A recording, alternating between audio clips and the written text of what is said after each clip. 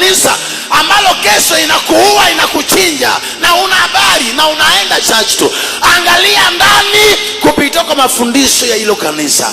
Kaa ndani ya kanisa, keti kwa kiti, chukua time, sikiliza vile pasa na ubiri anasema nini. Baadhi yenu kuna vitu ziko ndani zimewazuia kubarikiwa, zimewazuia kuenda ng'ambo, zimewazuia kuzaa, zimewazuia kujenga nyumba, zimewazuia kupona. Na leo hapa nitakupa damu Yesu Kristo, na Kristo atakaa ndani na chochote kibaya kitaama leo.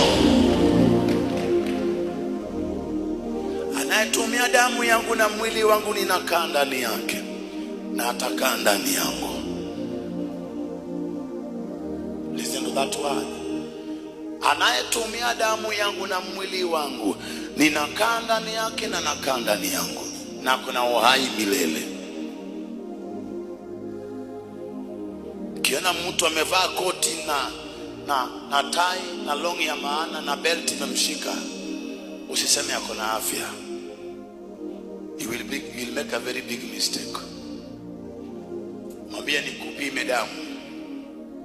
Hapo unaingia ndani, njoo nikupime damu. Ni damu gani iko ndani? Amen. Mwambie damu yako imebeba nini? Huenda huyu mtu anatumia dawa asubuhi, lunch, supper. Dawa lazima ingie ndani yake ndio uone anameremeta. Now Pastor Gilak will tell you, you sustain life. Hauna maisha, bambanya na maisha tu. You sustain. Hauna, because Yesu na damu ya Yesu Kristo haiko ndani. Dawa ndio iko ndani. Na naye tumia dawa hana afya. Asiyetumia dawa ako na afya. Anayedungwa sindano every month, sindano ya HIV ama sindano ya pressure, hauna afya. Na asiyedungwa sindano ako na afya.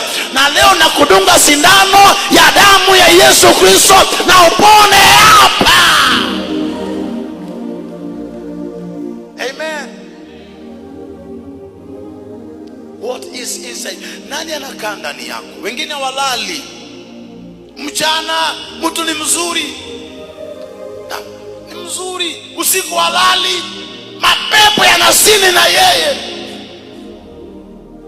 Ukimpata barabarani, halo, lakini usiku walali. Wanaume wengi wanamrepu usiku, akiamuka asubuhi pasa kakisilali. Haulali kwa sababu kuna watu wanakaa ndani, na baada ya damu Yesu Kristo, anayekaa ndani aame haraka.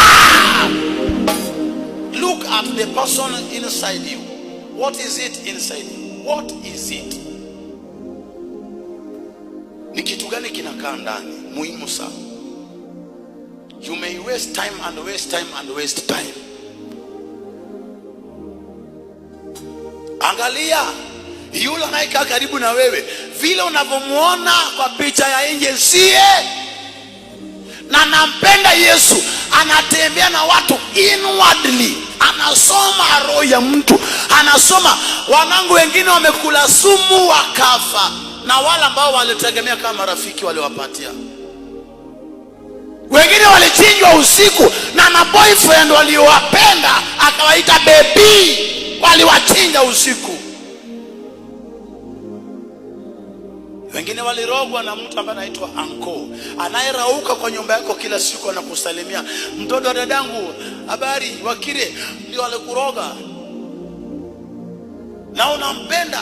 Naomba baada ya meza, Bwana Mungu akupe macho ya kiroho, uelewe ni nani huyu na anataka nini na anafanya nini, na kama anafanya mabaya naregesha kwake, irudi kwake na impige mwenyewe.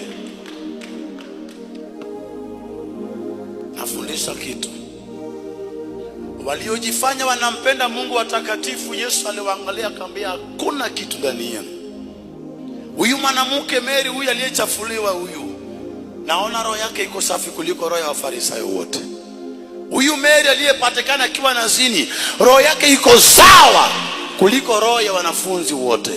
Maana tangu nikae na nyinyi hapa Sijaona mtu akinipaka mafuta, sijaona mtu akibusu miguu yangu, sijaona mtu akitumia nywele zake za kunipanguza kiatu. Lakini huyu dada sifa zake zilikuwa mbaya, lakini sasa mimi nakaa ndani yake. Ametoa mafuta ya bei ghali na amemwaga kwa miguu yangu. Ametumia nywele zake za ukahaba kitambo, amepanguza miguu yangu, akabusu. Huyo ndio ninataka. Na kwa damu Yesu Kristo isafishe mtu leo, na dhambi zako usamehe leo, na Yesu akae ndani. And Jesus is Lord.